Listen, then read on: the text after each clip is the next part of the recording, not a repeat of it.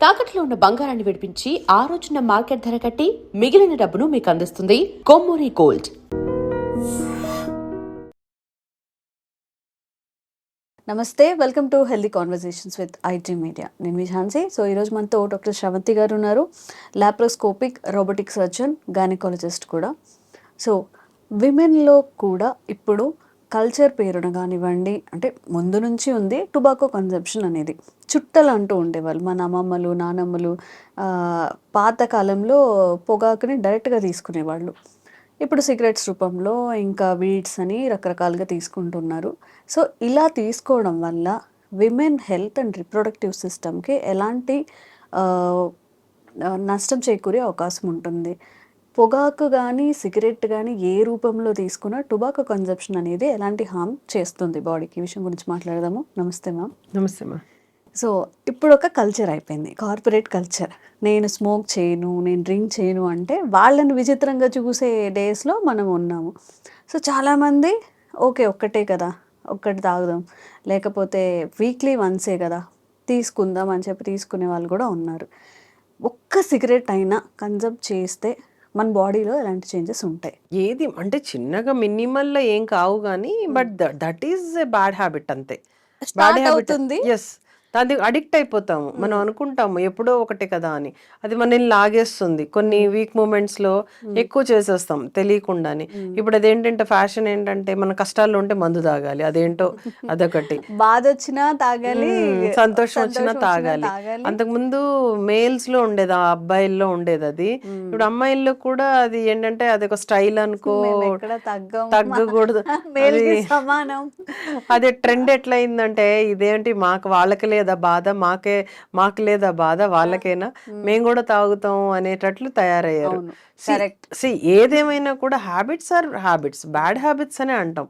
ఎందుకు bad habits అంటాము? వాటి వల్ల హెల్త్కి బ్యాడ్ ఎప్పుడవుతుంది? హెల్త్ని అది వాటి ఎఫెక్ట్ చేస్తాయి కాబట్టి బ్యాడ్ హ్యాబిట్స్ అంటాం ఏదైనా కూడా. అండ్ ఆల్సో కల్చర్లో మన కల్చర్ అది కాదు, మనం ఎందుకు అలాగే చేసుకోవాలి అనేది మనం ఆలోచించాలి. ఇంత బాధకి ఇంత మందు తాగితే తగ్గుద్దా అంటే ఈవెన్ డాక్టర్లు కూడా ప్రిస్క్రైబ్ చెయ్యొచ్చు కదా, కానీ తగ్గిన తర్వాత తగ్గదు కదా. నీకు ఆ మత్తు దిగిన తర్వాత ఇంకొంచెం ప్రాబ్లమ్స్ ఎక్కువ అవుతాయి. మరి ఏం ఉపయోగం? So tobacco any form, smoking, weeds అయితే ఏంటి, తినడం అయితే ఏంటి, కొంతమంది ఇట్లా పెట్టుకుంటారు కదా నోట్లో పక్కన బుగ్గలో పెట్టుకుంటారు, ఇవన్నీ ఇక్కడ పెట్టుకుంటారు. టొబాకో ఎనీవే, మీకు చుట్టల రూపంలో అయితే ఏంటి, లేకపోతే బీడీలు అంటారు, సిగరెట్స్ అంటారు, anyway it is a harmful. But ఏదన్నా కూడా తక్కువ డోసేజ్లో తీసుకుంటే కొన్ని ఇటు ప్రొలాంగ్ చేస్తుంది మనని, వ్యాధి రాకుండా. ఎక్కువ డోసేజ్ పెంచుకుంటూ పోతే కొంచెం తొందరగా ఎఫెక్ట్ అవుతాం. ఓకే, ఇప్పుడు ఏ బ్యాడ్ హ్యాబిట్ అయినా either it was alcohol or cigarette, మెన్లో అయితే చాలా ఇష్యూస్ ఉన్నాయి, ప్రోస్టేట్ క్యాన్సర్ అని అవి ఇవన్నీ. విమెన్లో ఎలాంటి చేంజెస్ వస్తాయి బాడీలో? ఎస్పెషల్లీ నేను ఇప్పుడు టొబాకో గురించే చెప్తా. అనుకుంటాం టొబాకో ఏంటి, అమ్మాయిలకి ఏం చేస్తుంది, అందరికి లంగ్ క్యాన్సరే కదా అనుకుంటారు కదా. టొబాకో అంటే స్మోకింగ్, లంగ్ క్యాన్సర్ కదా, లంగ్ ఒక్కటే కదా ఇన్ఫెక్ట్ అవుతుంది, కాదు. ఎన్ని బాడీలో ఎన్ని పార్ట్స్ ఉన్నాయో అన్నిటిని ఎఫెక్ట్ చేస్తుంది టొబాకో. ఫర్ సపోజ్ అమ్మాయిలు టీనేజర్స్లో పీరియడ్ ప్రాబ్లమ్స్ స్టార్ట్ అయిపోతాయి, అబ్నార్మాలిటీస్, మెన్స్ట్రువల్ అబ్నార్మాలిటీస్ స్టార్ట్ అయిపోతాయి టొబాకో తోటి. అది అనుకుంటారా అసలు దానికి సంబంధమే లేదనుకుంటారు. No, it is directly related to the hormonal imbalance. Second point, infertility, అంటే పిల్లలు లేకపోవడానికి tobacco is one of the కారణం. కొంతమందికి పిల్లలు పుట్టరు, స్మోకర్స్ కి పిల్లలు పుట్టరు, అంటే కంటిన్యూస్ గా వాళ్ళు అంతే, వాళ్ళ అడిక్షన్. అంటే వాళ్ళు రెగ్యులర్ స్మోకర్స్ అనుకోండి, వాళ్ళకి పిల్లలు పుట్టే అవకాశం తగ్గుతుంది. అంటే అందరికీ అని కాదు, బట్ పర్సంటేజ్ ఎప్పుడు కూడా. నేను తాగుతున్నాను నాకైనా పిల్లలు అవుతున్నారు అంటే అట్లా కాదు కదా, ఎంతమంది తాగిన వాళ్ళకి ఎంతమందికి పిల్లలు కావట్లేదు అట్లా. అండ్ అబార్షన్స్, ఇన్ఫర్టిలిటీ కాకుండా అబార్షన్స్ అయిపోతూ ఉంటాయి స్మోకర్స్కి. మదర్ స్మోకర్ అయితే అబార్షన్స్ అయిపోతూ ఉంటాయి, రిపీటెడ్ అబార్షన్స్ వాళ్ళకి. అలాగే ప్రీటర్మ్ డెలివరీస్, అంటే తొందరగా ప్రెగ్నెన్సీ టర్మ్, అంటే టర్మ్ అని ఒకటి ఉంటుంది కదా, ప్రెగ్నెన్సీ వెళ్ళాలి కదా, 37 weeks వెళ్ళరు, 30 weeks 32 weeksకే పెయిన్స్ వచ్చేస్తాయి, బికాస్ ఆఫ్ ఆ టొబాకోలో ఉండే కొన్ని టాక్సిక్ పదార్థాల వల్ల. ఇవి కాకుండా ఇంకేంటి, మనకి ఎట్లాగో క్యాన్సర్స్ వస్తాయని తెలుసు, ఇది కాకుండా టొబాకో వల్ల హార్ట్ మీద చాలా ప్రభావం ఉంటుంది, అది చాలా మందికి తెలుసు. Heart attacks most common. Women ఎవరైతే స్మోక్ చేస్తుంటారో చాలా మంది హార్ట్ అటాక్స్తో చనిపోతూ ఉంటారు. బికాజ్ నారో అయిపోతాయి వెజల్స్ ఆ టొబాకో వల్ల. ఆ బ్లడ్ వెజల్స్ ఏదైతే రక్తం సప్లై చేయాలి అవన్నీ కూడా పల్చబడిపోయి ఇరుకుగా తయారయ్యి బ్లడ్ని పంపించక హార్ట్ అటాక్స్ వస్తూ ఉంటాయి. అది ఒకటి. తర్వాత ఇంకా లంగ్ క్యాన్సర్ అనేది మనం ఎట్లాగో వింటనే ఉన్నాం. ఇది కాకుండా ఇంకా ఏంటి, మెయిన్ స్కిన్ మీద కూడా ప్రభావం చూపిస్తాయి. స్కిన్ అంటే స్కిన్లో ఉండే ఆ డ్రైనెస్ వచ్చేస్తుంది, అంటే హైడ్రేషన్ వెళ్ళిపోతుంది, అంటే తొందరగా ముసలితనం వచ్చేస్తుంది, ముడతలు వచ్చేస్తాయి స్మోక్ చేసే వాళ్ళకి. అందులో ఎర్లీగా స్టార్ట్ చేస్తారు స్మోక్ చిన్నప్పటి నుంచి, వాళ్ళు తొందరగా ముసలోళ్ళు అయిపోతారు. అండ్ డోసేజ్ ఎక్కువ తీసుకున్నా కూడా ముసలోళ్ళు అయిపోతారు. అది కాకుండా బోన్ మీద ప్రభావం, అంటే బోన్స్ పెలుసుపడిపోతాయి ఈ వాళ్ళు తీసుకున్న టొబాకోలో ఉండే క్యాన్సర్ కారకాల వల్ల, అండ్ లోపలికి వెళ్ళే డేంజరస్ థింగ్స్ వల్ల ఇంజురీ జరుగుతూ ఉంటుంది. సో వాళ్ళకి తొందరగా ఫ్రాక్చర్స్ అవుతూ ఉంటాయి, అంటే బోన్స్ ఇరిగిపోతూ ఉంటాయి. సో ఇలా top to bottom hair fall ఎలాగో ఉంటుంది. అండ్ కొంచెం ఈ ఈ ఇదేంటి టొబాకో చూయింగ్ వల్ల ఓరల్ క్యాన్సర్స్, అంటే నోటికి సంబంధించిన క్యాన్సర్స్ వస్తూ ఉంటాయి, చాలా ఎక్కువగా వస్తూ ఉంటాయి. అంటే వాళ్ళు అక్కడ పెట్టుకొని ఆ ఏరియా అంతా మ్యూకోజా అంటాం, అదంతా తినేసి అదంతా క్యాన్సర్ని సృష్టిస్తుంది అక్కడ. ఓకే. సో టొబాకో అంటే స్మోకింగ్లో లంగ్ క్యాన్సర్ లాగా టొబాకో చూయింగ్లో ఓరల్ క్యాన్సర్స్ మోస్ట్ కామన్. అలాగే పేగుకు సంబంధించిన క్యాన్సర్స్ రావడం. ఓకే. సో మనం అనుకుంటాం టొబాకోతో అమ్మాయిలకి ఏం లేదు అని. మెయిన్ ఫర్టిలిటీ ప్రాబ్లమ్స్ వస్తాయి. ఎలాగూ ఇది ఓరల్ క్యాన్సర్స్, లంగ్ క్యాన్సర్స్ ఎలాగూ వస్తాయి. అది కాకుండా హార్మోనల్ ప్రాబ్లమ్స్ వస్తున్నాయి, ఫర్టిలిటీ ప్రాబ్లమ్స్ వస్తున్నాయి, డెలివరీలో ప్రాబ్లమ్స్ వస్తున్నాయి. సో ఇవన్నీ కాకుండా మళ్ళీ బోన్ మీద కూడా ప్రభావం చూపిస్తుంది. టోటల్గా ఏంటి, టోటల్ బోన్స్ అంటే top to bottom long bones, short bones అని ఉంటాయి, అంటే పెలుసుగా అయిపోతాయి, అంటే థిన్ అయిపోతాయి. సో వాళ్ళు easily they are prone for the fractures. చిన్న దెబ్బ తగిలినా, చిన్న జర్కులు ఇచ్చినా కూడా వాళ్ళకి పటక్కని పగిలిపోతుంది అనమాట బోన్. ఓకే. సో అందుకని బోన్స్ కూడా వాళ్ళకి స్ట్రాంగ్గా ఉండవు.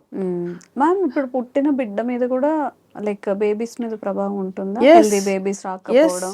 ప్రెగ్నెంట్ మదర్ స్మోక్ చేస్తే కొన్ని జెనెటికల్ ప్రాబ్లమ్స్ వస్తాయి, చెప్తూ ఉంటాం తీసుకోవద్దు అని. ఈ సేమ్ ఆల్కహాల్ కూడా కొంతమంది రెగ్యులర్గా ఆల్కహాల్ అలవాటు ఉంటుంది కదా, వాళ్ళకి క్రేవింగ్ ఉంటుంది.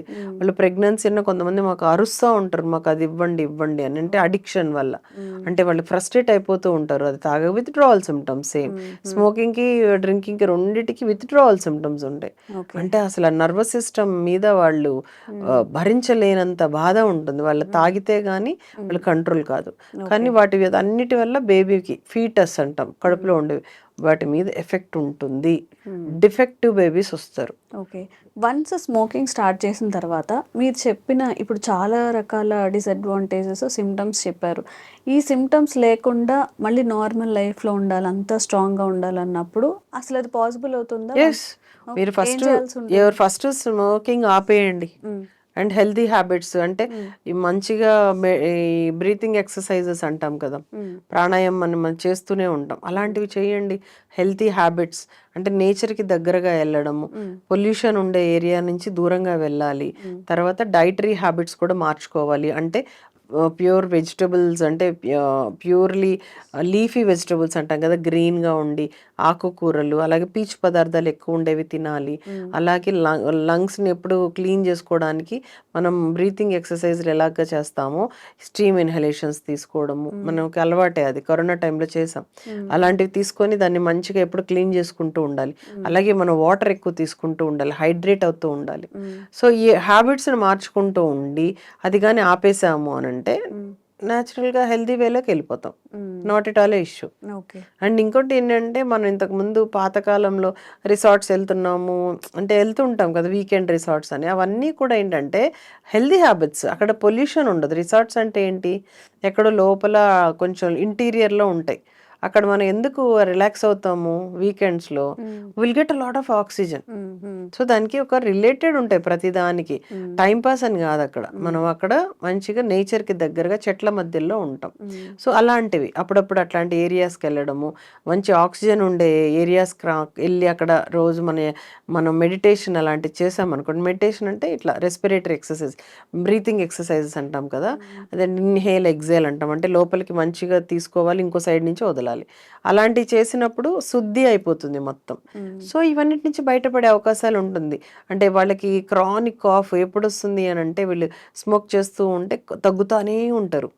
అప్పుడు వాళ్ళని మనం కనిపెట్టచ్చు సంథింగ్ రాంగ్, వీళ్ళకి ఏదో లంగ్ ఇది బికాస్ ఇదే టొబాకో మనకు ఆల్రెడీ చేస్తుందని తెలిసిపోయింది కదా, తనకి హ్యాబిట్ ఉందని. సో ప్రొలాంగ్డ్ కాఫ్ ఉన్నా, ఇరిటేషన్ ఉన్నా, ఫ్రీక్వెంట్గా ఫీవర్స్ వస్తున్నా, హెడ్ ఏక్స్ వస్తున్నా, సో మనకి ఒక హింట్ సంథింగ్ వీళ్ళకి ఏదో జరుగుతుంది, ఇరిటెంట్ ఏదో బాడీలో వెళ్తుంది. ఓకే మ్యామ్, ఎవరికైనా కానీ బాగా అడిక్ట్ అయిపోయి దాని నుంచి బయటికి రావాలి అన్నప్పుడు యాజ్ అ డాక్టర్స్గా మీ వైపు నుంచి ఎలాంటి హెల్ప్ ఉంటుంది వాళ్ళకి? డీ అడిక్షన్ సెంటర్స్ అని ఉంటాయి. డీ అడిక్షన్ సెంటర్స్ చాలా కష్టం పాపం. ఎందుకంటే వాళ్ళకి నిజంగా వదిలేయాలన్నా కూడా బాడీ సహకరించదు, నర్వస్ సిస్టమ్ సహకరించదు. అంటే అడిక్ట్ అయిపోయి ఉంటుంది కదా, వాళ్ళకి చాలా స్ట్రగుల్, వణుకొచ్చేస్తూ ఉంటుంది, చెమట వచ్చేస్తూ ఉంటాయి, మొత్తం ఇట్లా బాడీ అంతా అల్లకల్లోలం అయిపోతుంది. దాన్ని డీ అడిక్షన్ సెంటర్స్లో మనం తీసుకెళ్ళి అక్కడ జాయిన్ చేసి, దానికి ప్రోటోకాల్స్ ఉంటాయి అండ్ టైప్ ఆఫ్ మెడికేషన్ కూడా ఉంటుంది. అంటే రివర్సల్ మెడికేషన్, అంటే దీని అడిక్షన్ తగ్గించే medication. But it is a tedious, ఓపిక్గా ఉండాలి. అంటే ఫ్యామిలీ సపోర్ట్ ఉండాలి. మారాలి అని అనుకుంటున్నాడు, ఫ్యామిలీ సపోర్ట్ ఉండాలి, doctors support, proper doctors, proper counselling ఉండాలి. అలాగే వీళ్ళు కూడా చెప్పింది ఫాలో అయితే బయటకు వచ్చేయచ్చు. Okay okay. సో ఇలాంటి మరింత ఇన్ఫర్మేటివ్ వీడియోస్ మీకు అందించే ప్రయత్నం చేస్తూనే ఉంటాము. Sravanthi ma'am through. Thank you so much ma'am. Thank you Jhansi.